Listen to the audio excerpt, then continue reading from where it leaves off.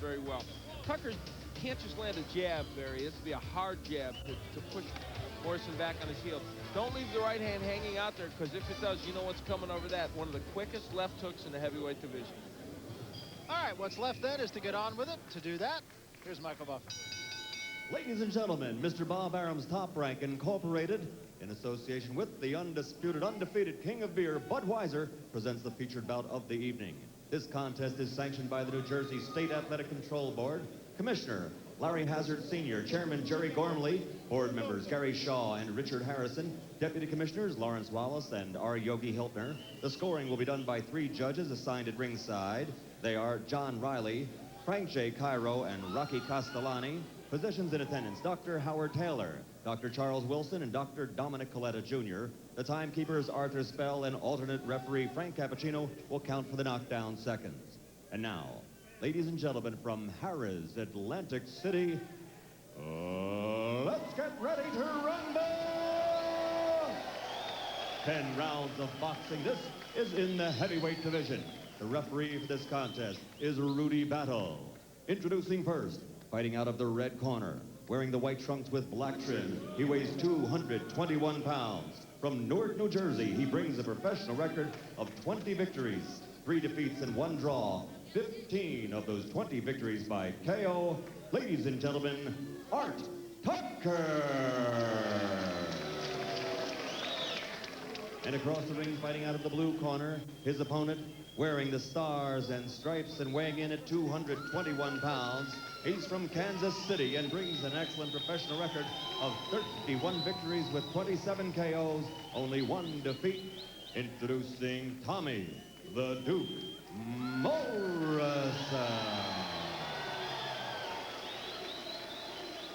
Ladies and gentlemen, you'll both receive your pre-fight instructions. I want a clean break at all times. Let's have a nice, clean fight. Good luck to both of you. Let's touch gloves. Touch it.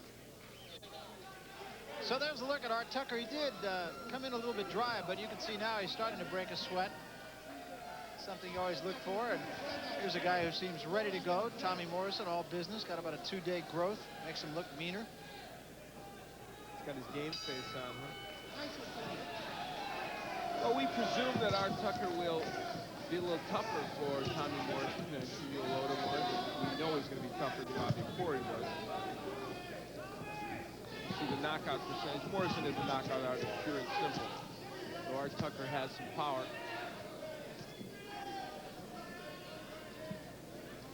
Tucker looked at Morrison's fight, pretty good left hook. Looked at Morrison's fight against Camille Loda and said, looks to me like he could be busted up. If Odom could bruise him a little bit, which he did, Tucker feels he ought to be able to do more. So Tucker trying to keep his jab working, not landing it. Whoa, big left hook. You know what? That punch was partially blocked. I'm not sure it didn't hurt Tucker. I think it did hurt Tucker. I can tell you something, you know? Tommy Morrison is just plain and simple a puncher, and I think while he's working on other things, I think he's almost mentally coming to the point where that's what I am. That's what I'm going to be. Another pretty good right hand. Tucker draws a deep breath as he backs away. I think Tommy's becoming even more of a gunslinger. You're either going to get me out or I'm going to get you out. Well, what then happened against Ray Mercer? I mean, here's a guy who started out He fought the wrong guy. That's what happened. He fought the one guy in the heavyweight division who could take his punch and who would get to him in the middle rounds. I got to tell you the truth. That was the wrong guy to fight. That was a bad decision to fight Ray Mercer. Other heavyweights might have been knocked out by his assault early in that bout. Nice and clean. Step out. Stop And moving. it doesn't mean other guys wouldn't maybe knock Tommy Morrison out. It doesn't mean he doesn't have skills, but I'm saying you look at him here early, you see him, he's a gunslinger. He wants to take you out. He's strong and he's a very good finisher. He's going to take some punches for his trouble.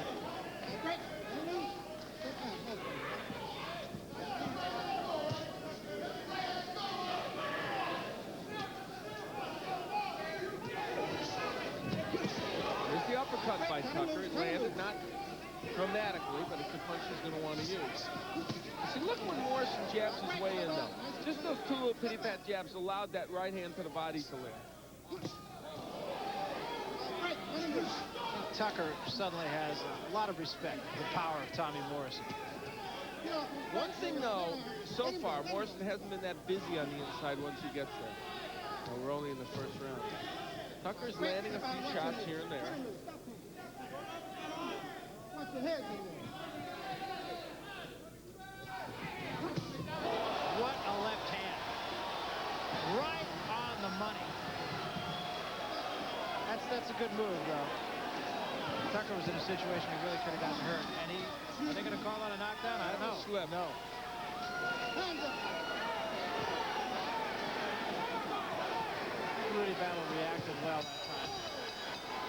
Boy, that was a huge left hand. That left hook by Morrison seems like it's getting quicker and quicker, and I don't know. It's going to hurt most people. It's going to hurt Art Tucker. Hurt me. Just watch. Nice job. Warm. Got it, baby. Relax. Slow breathing. Slow breathing. Okay, now. Well, all right. Don't blow your nose. You got a little tight. Good. Listen to what I'm saying now. Breathe deep and slow. We're not going to the body enough. We're not using our jab enough. Here's Tommy Morrison landing the left hook against Art Tucker, hurting him with the punch. Take a step away to look for punching him. An excellent move by Morrison. And here he is again. Here's the hook. Well, you leave your right hand down against Tommy Morrison, you're going to get hit with the hook. And if you get hit with the hook, you're going to get hurt. Good, sharp twos, okay? Keep your hands up on the brakes. Okay. Stay back in the corner, Tommy. Stay back. Stay back. So we're just about set to start the second round. And you can hear Tommy Vergette's telling him, go to the body more. They want more body work from Morrison. And to work the jab more. Tommy, you were talking about going to the body. Tom Vergette's is on with us right now. And Tommy, you're talking about getting a little more to the body from Tommy Morrison and also using the jab a little bit more. But you certainly have to be pleased at what your man did in the first 3 minutes. Well, he slipped a couple of good punches and then come inside, but he hasn't, he's getting tied up too quick because he's getting inside, then trying to throw. He's got to throw a little bit earlier. Tommy, should he be doubling with the hook to the body and the head? Yes, absolutely. Absolutely. That's going to happen. That's going to happen as he slows Tucker down a little bit. We're a little concerned about the right hand, so he's being a little conservative to that side until he slows him down a little bit. Well, there's a left hand, and that puts Tucker down on his hands at least. He never did go all the way down. Tommy, we'll let you go back to work. Tommy, use your 7.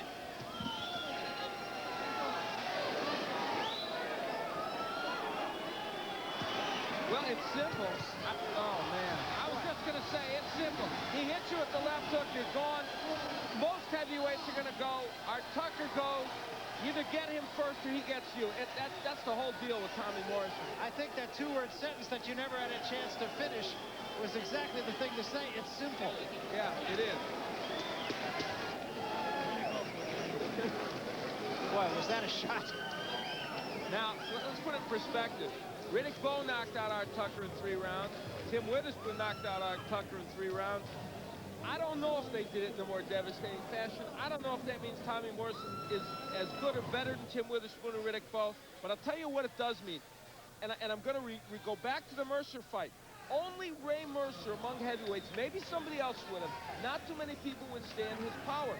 You might hurt him, you might knock Tommy Morrison out, you might cut him, you might do bad things to Tommy Morrison. If he hits you, 9 out of 10 heavyweights are going. Yeah, I think we said this before the Mercer fight that Morrison was really starting to make a believer out of us. I did have a bit of a question as Art Tucker is on his feet and apparently all right. I did have a little bit of a question about him, but I'll tell you what, I'm starting to be a believer again. Well, what you're going to see here is a very quick left hook, if I am accurate in my assessment. He's looking for the hook, throws a jab. Now, the right hand is down there. The hook comes quickly. And it was a pretty short left hook, wasn't it? It wasn't a wide looping punch. And that's smart boxing. That's not just wild swinging. He waits for he sees the right hand down there. Boom. There's the hook. He sees the right uppercut, and he goes with the hook. Tommy Morrison knew that hook was available to him. And then later on, once again, he sees the right hand down there, and that hook's even better than the first one. Boy, was it. Is he one-dimensional? Is the left hook his big weapon? Possibly. But hey, guess what? Joe Frazier threw mostly left hooks. Got him to a world championship. And it wasn't a bad one. Let's get the official word from Michael Buffer. Mike.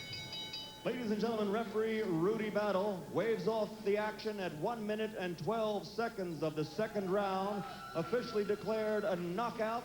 The winner, Tommy the Duke Morrison.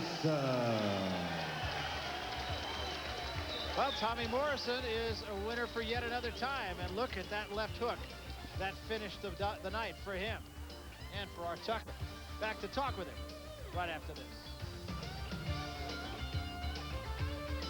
Tommy Morrison performed well again. Well is the understatement of the year, I guess.